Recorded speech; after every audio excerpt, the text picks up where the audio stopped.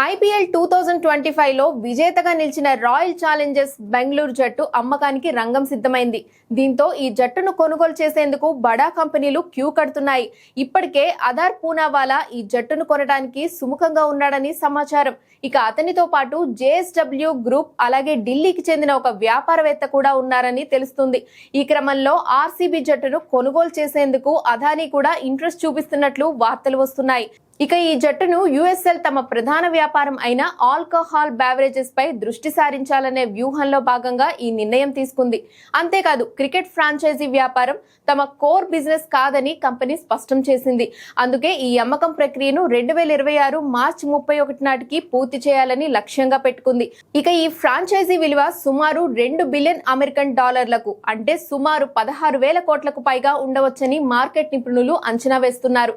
ఇప్పుడు 5 కంపెనీలు పోటీ పట్టడంతో సుమారు 17 లక్షల కోట్లు పెట్టుబడులు వచ్చాయని సమాచారం.